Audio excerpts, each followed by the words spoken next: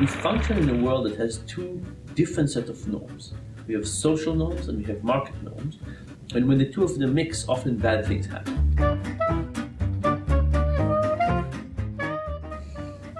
So imagine that you're a guy, you're on a date, you're walking with your date to her apartment, you walk up the stairs. It was a great date. You went out for dinner and drinks, and you're hoping for a passionate goodnight kiss. And you say, you know, interestingly, I spent 125 on a date so far. How good will that end up doing, right? But why? The prices are printed on the menu. You know exactly what they were. There's no new information being revealed. But all of a sudden, you introduced money into a social exchange, and then makes it really unappetizing.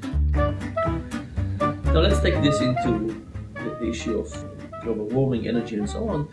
This, I think, has all kinds of implications to what do we do with carbon trading. Right now, lots of things that we do for the environment, we do in the social realm. What would happen if there was a tax on carbon? How would it change our way of thinking?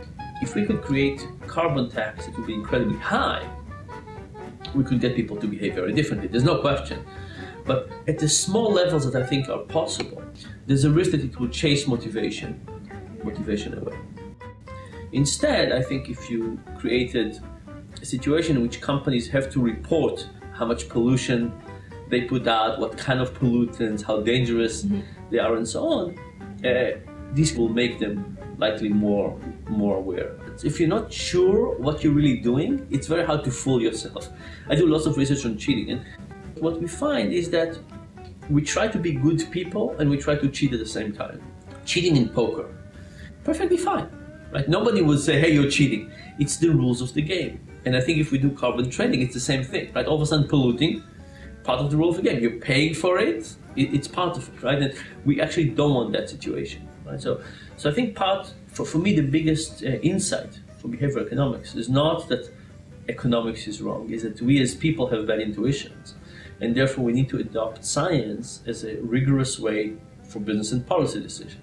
So it's true that we can probably come up based on behavioral economics with better policies than without it, but I also think we will not come with the optimal one. And the optimal, we will really need to try different versions and see which one wins out, rather than just assuming that we can just reason our way through it.